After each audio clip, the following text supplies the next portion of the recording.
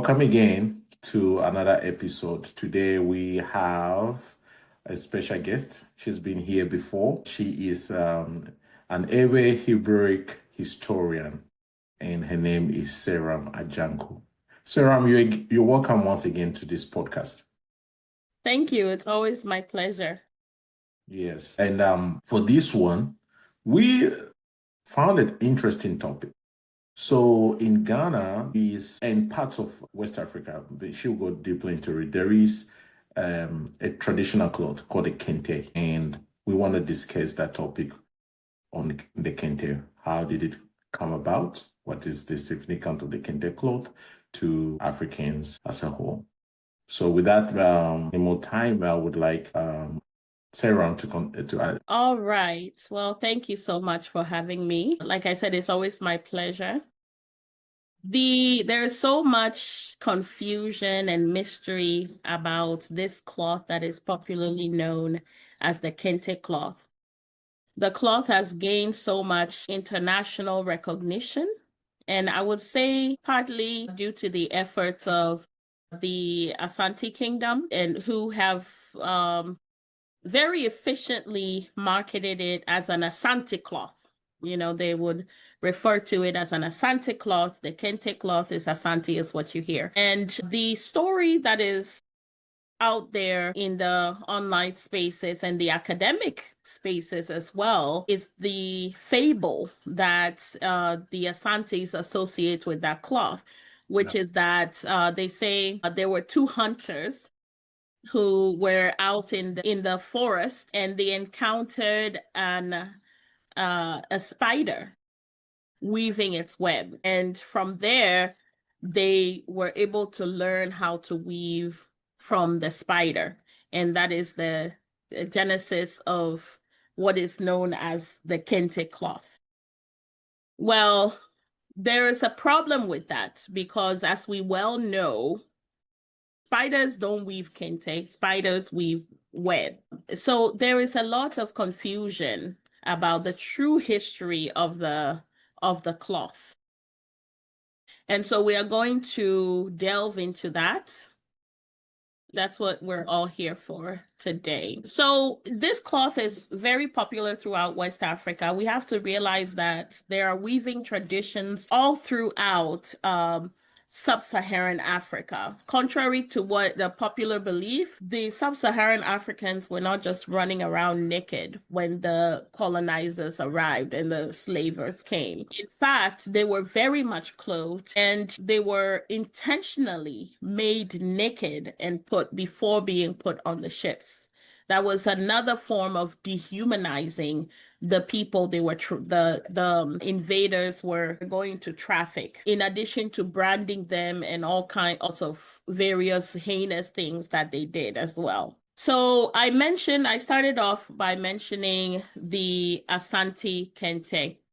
Now, there is an Asante cloth. The original Asante cloth looks something like what you see in the background here. And this cloth is actually a mourning cloth. It was traditionally used by the royals for funerals, for mourning. And the story behind this cloth was that it was actually taken as war booty when the Asantes fought with one of the kings in the Côte d'Ivoire area. And this cloth was taken as war booty and eventually started to be made by Asante artisans and became also an Asante cloth, and it's a mourning cloth. And the various designs in it stand for various things. I would say that this is a form of communication because there's so much they're saying through this type of cloth.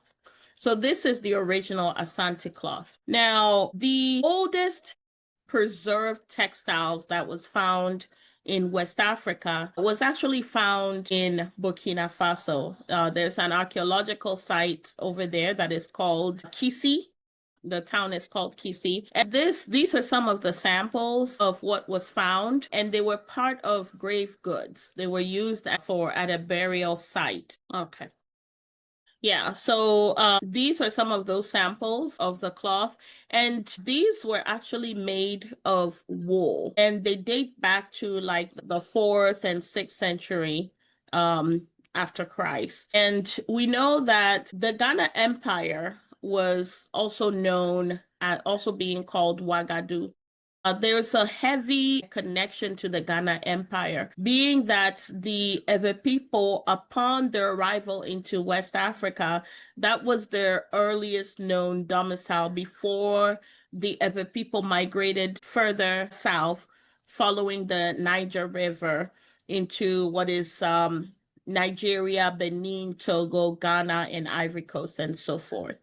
And there are even still some linguistic connections that we can easily pick out when it comes to Ghana Empire. Already, Wagadu do in Efegbe means town, country, nation, right? And the overlord or the ruler of the Ghana Empire had the title of Kaya Maga.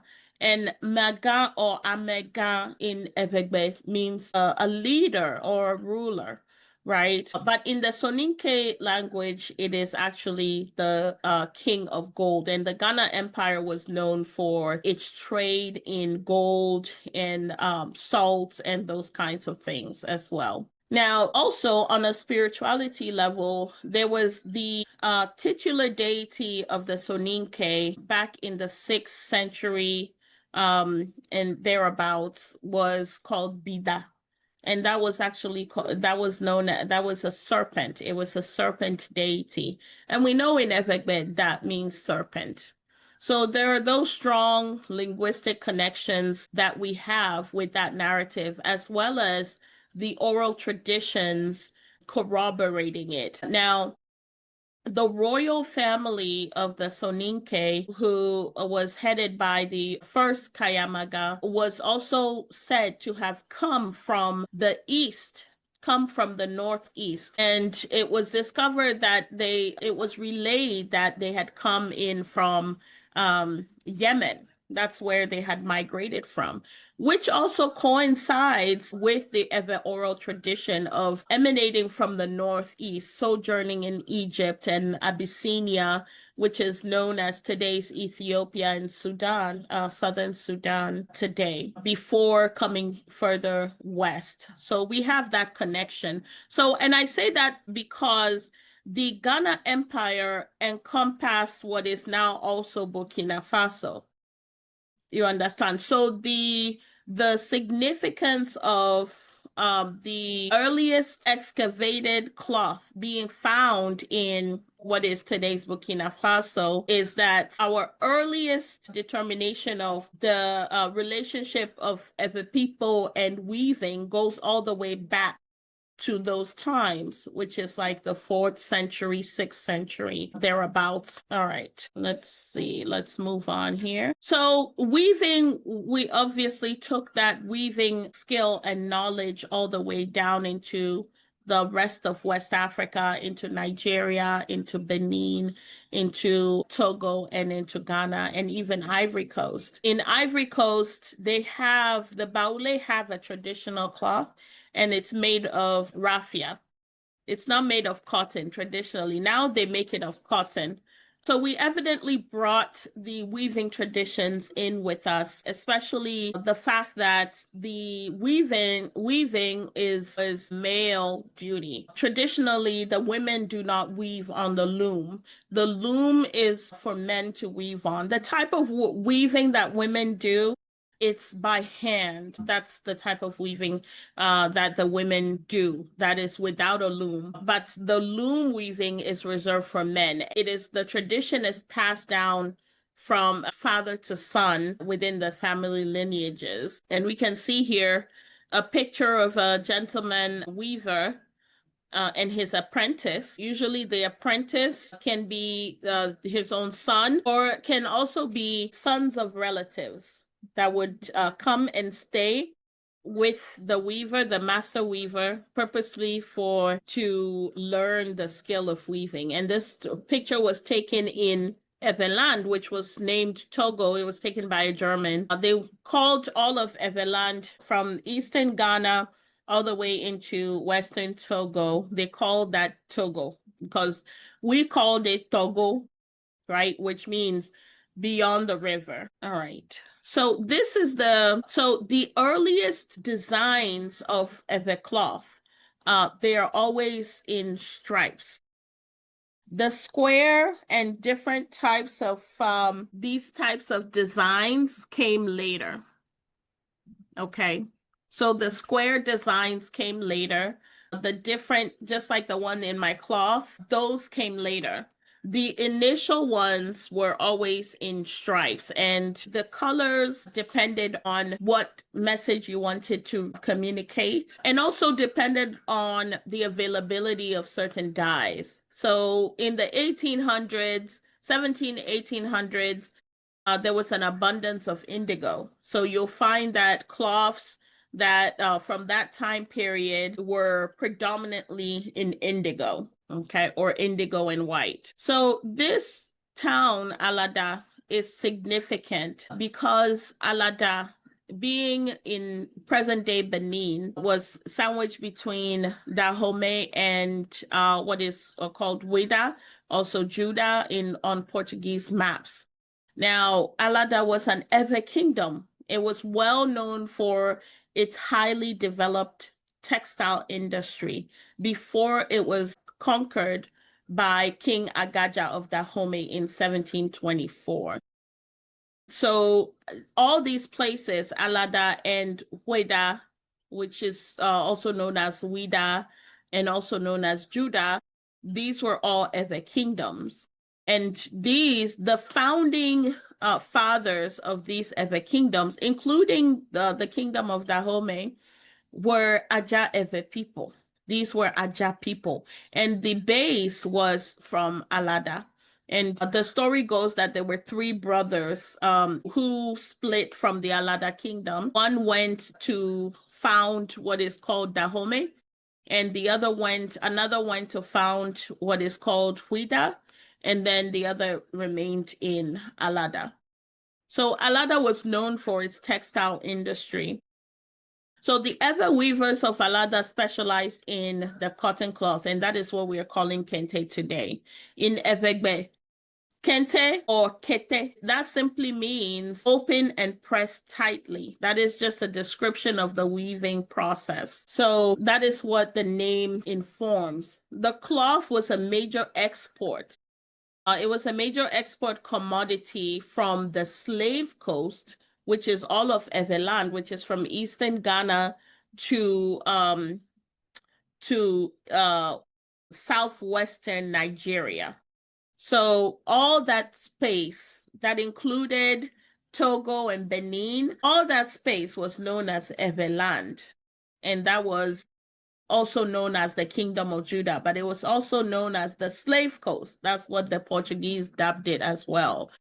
And so initially, before they started trading in human cargo, the Portuguese actually were purchasing cloth, this Avedo, the Kente cloth, from the Kingdom of Alada, and going over, taking them on their ships, navigating all the way onto Elmina, which is in present-day Ghana, and selling the cloths over there in the Gold Coast. So that was one of the commodities that they traded at that time period. All right. So in his book titled The Slave Coast of West Africa, 1750, Impact of Atlantic Slave Trade on an African Society. This is from Oxford Studies in African Affairs. The professor Robin Law writes, cotton textiles even became a major export from the slave coast, being bought by European traders for resale on the Gold Coast of West Africa. The earliest reference to this export of cloth is an account of Portuguese trade in Alada in 1620. This is a time that there was no such thing as Asante Kingdom. Do you understand? Because the Asante Kingdom came about in 1701. That is when they defected from Denchira and fought against Denchira and won their independence. they created that confederacy and called it Asante to commemorate the reason they had come together. They had come together to strengthen themselves through war to be able to free themselves from their overlords who were the Dinchira. You understand? So the name Asante means because of war. Okay, and so that came about in 17.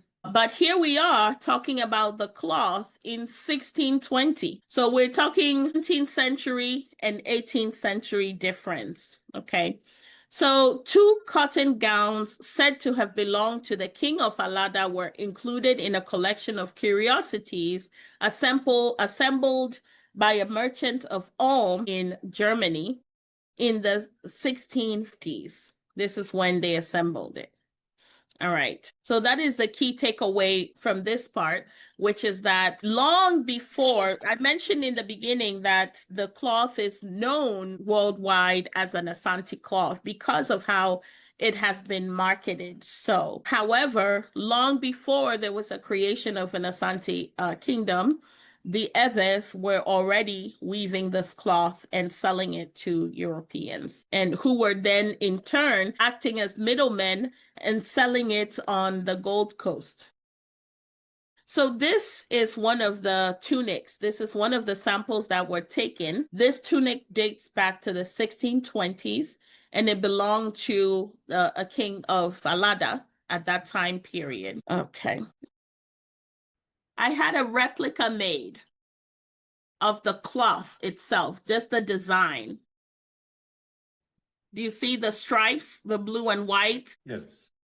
Yeah, so this is my replica that I had made just to look exactly like the one belonging to the king of Alada in 1620. And so, like I mentioned, the original cloths, the original Kente cloths just had stripes. They did not have the squares or any other fancy designs. They just had stripes, just like this one. Okay. So are the design unisex? So some of them are, but there are some that are also reserved for women. There are some that are reserved for men. There are some that are reserved for women. There are cloths that are designed for various purposes because of what they would communicate. Now, as you know, I am an Ewe-Hebraic historian. It wouldn't be complete. This expose wouldn't be complete without showing you the Hebraic connection. Now, somebody might say, well, the Ewes are trying to, or Seiram is trying to be like the Jews. That is not true. The actual fact is that the Ewes have a long tradition of being descendants of the original biblical Israelites and not related to the Jewish religious organization, which has formed a nation and has a nation today in the Middle East. Okay, so no relation there. However, there were 12 sons. There were 12 sons of Jacob, who you know as Jacob. In Ebegbe would be Jacob. And these offsprings of these sons scattered all throughout the world. We have to understand that before these scriptures were made into a religious tool, they were first historical documents that also contained cultural practices and the spirituality of a people. There have been archaeological finds that relate to them. The Menester stele mentions the Israelites. So it's not a mythical people. This is an actual people who did exist, and their offsprings are actually still existing today. So on the cultural aspect of it, there is a connection between the cloth and the coat of many colors of the biblical character who is known as Joseph. All right. So we know that Alada was an Ewe kingdom on the former slave coast of West Africa. Now, I also shared that Alada was well known for its production of cotton textile, notably the Kente cloth, which is now called the Kente cloth. We also call it Evedo. We also call it Agbamevo. We also call it Kete. Okay. Alada can be traced to a grandson of Judah being a son of Jacob. And this grandson of Judah was called Lada. In modern Hebrew pronunciation, that's how the name is called. The name is pronounced. So according to the biblical historical account, Lada or Alada was the father of the families who made fine cloth. And this can be found in 1 Chronicles chapter 4, verse 21. It says, the sons of Shelah, the son of Judah, were the father of Lekah, and Lada, the father of Marishah, and the families of the house of them that wrought fine linen. When they say linen, they're just talking about cloth. It's not necessarily the linen material. It's just talking about people who made cloth, and of the house of Ashbia. Now, Ashbia is also a significant name because Ashbia can be found in Ebeland, and it is properly pronounced Ashigbe. Ashigbe is also a house in Ebeland that is well known for weaving. They're master weavers, the Ashigbe people. So in the same family, we see Ashigbe, we see Lada. Now, Ashigbe can be found in Agbozume and Keta in Eveland. And they still weave till today. They continue the tradition because, as I mentioned, the tradition is passed down from father to son. All right. So in Genesis 36 and 37, we are also told that ancestor, whom you know as Jacob, we would say Jacobe, gave his second to last born, Yasefu, whom you know as Joseph, a cloak of many colors, which he had woven. Right? That is what it says. Now, we need to consider these writings as historical accounts, not just spirit. There is nothing spiritual about the story of Joseph right now. In this context, it's just telling you that he wove the cloth. This is not a spiritual account. This is a historical writing. Okay. So he made the cloth, he wove it himself for his second to last born. Just a minute. Okay. We also learned that Joseph's brothers became enraged and conspired to eliminate him, right? So because of the cloth and other things. If the cloth that their father had given to Joseph had been any other cloth, it would have been a non-issue. But because this Hebrew cloth of many colors was none other than the Kente cloth, or also known as Kete or Vedo, right? Then Jacob's kind gesture was a little more than just a kind gesture. Wouldn't you say? Yeah.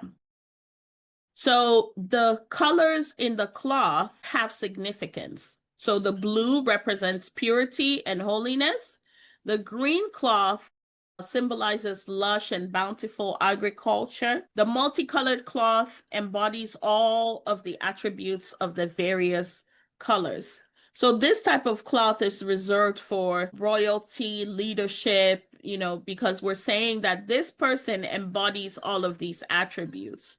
So Joseph was essentially crowned by his father as leader over his elder brothers. So this would have meant war. This is what the brothers would have been fighting against, which is that already Joseph was having dreams that he was going to be their leader. And on top of that, their father validates his dreams and by giving him this significant cloth of many colors. It would have been various colors of stripes in the cloth. All right. So that is the documented historical evidence, okay, of the biblical connection. And then we also saw in the 1600s, 17th century, the cloth being bought by Europeans on the slave coast, which is Eveland, and sold on the Gold Coast there for, in trade of various things. So gold and other things as well. And the house of Judah that specializes in the cloth is still alive today. We have notably the name Ashigbe, which is still very much present in Agbozume and Keta, and also in various areas within Ebeland. So this is the tunic. I believe the second picture is the back of that same tunic, the reverse side. Now the cloth has evolved, because I mentioned that the original cloth did not start like this. They were not the square type designs. They were always stripes, right? So there was an evolution of the cloth. The cloth was heavily influenced by the Indian cloth. There is a cloth that is called Indian cloth, also known as Guinea cloth. It was so you can see there's a swatch of it in the background picture. And it has also blue and white stripes, but it also has some square designs on it as well. So now they've introduced lines, stripes that are going vertically instead of just horizontally, or horizontally instead of just vertically. So now you have the introduction of squares. Now, this type of cloth, the Indian cloth or the Guinea cloth, was introduced once again by the Portuguese, and also very, very heavily marketed by the Danes. Around the 18th century, the Danes really took it up and heavily marketed it and made it, and it was cheap to buy. So this cloth almost broke the Kente cloth industry. Okay, the Indian cloth, they were importing it from India into not just West Africa, but all throughout sub-Saharan Africa, and even on the East Coast in Kenya, in the southern part, and Central Africa. It was pretty much everywhere. So because people then preferred this cloth that was coming in, the imported cloth, the Indian cloth, it kind of affected the Kente weaving industry because people were favoring this. So what did the master weavers do? They quickly learned how to incorporate the squares into the cloth in order to be relevant and in order to compete with this Indian cloth that was being introduced. So that's when you start seeing the types of squares. Here's a prime example with the late Togbe Dagadu III. This is a picture of him. He was the overlord king of Pando. Pando was a very wide, large area of Eveland. And there's so much history behind this king, but that's another topic. But here he is wearing, in a toga style, the square designs of the Kente cloth. So these are the introductions of square into the weaving process. And here are some more. This one dates to the late 18th, some more squares. And here you have some more squares. So you have the stripes, you have horizontal blue and white stripes being interrupted by yellow, gold, brown, red, vertical stripes. Okay, this cloth also dates back to 1910, 1930s. Here you have another type, and this one on the left is zoomed in, and we have it on the right zoomed in. And you can see the intricacy of the art of weaving. It was really master weavers, and they would spend a lot of time on these. To weave a whole cloth for, let's say, a male wearer of the cloth, it could take them like 3 months to weave the cloth because it was so meticulous, and they produced such quality cloths that when the Europeans came to find it, they started putting them in their museums. They took them as treasures and gifted them to their kings and other royal members. And these are museum quality cloths. These are always found in the Eveland. The museum quality cloths you do not find so much in the Asante areas. So the museum quality cloths are always Ewe cloths. And as you dig into it, you'll find that the oldest Kente cloths are always Ewe cloth.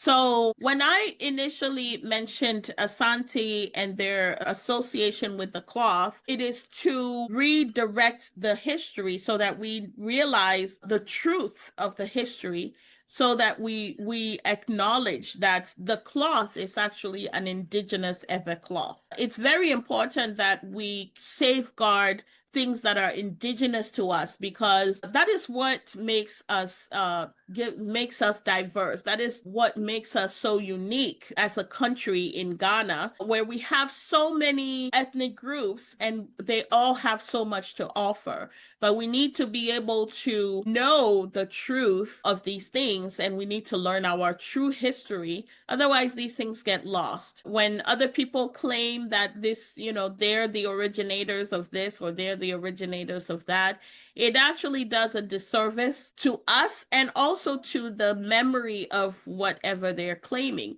Because when they claim those things, they cannot back it with evidence. They cannot show us the receipts. They cannot show us the oldest cloths, the oldest samples that they have. But the Evers have the oldest Kente cloths. And so we can prove it all day long. And we need our generations to come to know that this is their heritage, and have interest in learning how to weave and produce such quality cloths. All right. So this is another sample. The cloth is on the right, and here it is zoomed in. We can see the introduction of some figures, right? So these are intricate designs by master weavers in Everland. And again, you can see the stripes, multicolored stripes, horizontal stripes, now interrupted with colorful vertical stripes. This is also influenced by the Indian cloth.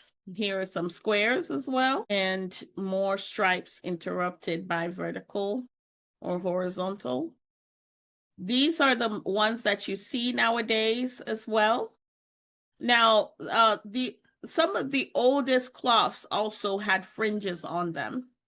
Okay, so we had that as well. Here are some beautiful pieces. Here you see they've introduced even a serpent in there. And that might be this person, the wearer, might be into farming. That is probably why they have the green as the background. They might be a leader in their community. That is why they would have the multicolors. And they might also be of the serpent deity cult as well. That might be the type of spirituality that they practice. Here are some more samples of squares. Beautiful cloths. These are museum quality cloths. These are Ewe cloths. Okay, so here is a great example of the multicolored, simply horizontal stripes cloth. And here's another one. Now, these are the types of cloths you see nowadays. These are the more modern cloths, and the brightness of the colors is because they've introduced silk into the cloth, into the weaving. Whereas in times past, the master weavers only used to weave with cotton, right? As they came into West Africa, being that it's a hot climate, wool is not really something that they use so much of anymore. So they have to adapt to what is locally grown or what is locally available, which is cotton. So the previous cloths that I showed you, they were all made of cotton. Now, these modern cloths are made of silk and cotton or rayon as well. So that's why you get the vibrant colors. And this is very interesting. This is an exquisite Kente inspired art by El Anatri, which is also, he's an Ewe sculpturist. Very beautiful. He made it to look like the Kente cloth. And that is the end of my presentation today. I hope you learned something about the Kente cloth. The key takeaways is that the Kente cloth is indigenous and indigenously an Ewe cloth. It has been known worldwide to be a cloth of royalty. And of course, as I mentioned, the Asantes have claimed it as their own, but the historical evidence points to the Ewe as the indigenous originators of the cloth. And the cloth has a historical connection to the biblical Jacob and Joseph, which is the cloak or coat of many colors that Joseph made for one of his sons, who is also known as Joseph. All right. Thank you very much. Thank you, Sarah. Thank you again for the in-depth explanation and information about the Kente cloth. The Kente cloth is very vibrant and hand-woven fabric with the rich cultural significance. So I thank you for yet giving us another rundown of the work that you do. Thank you so much.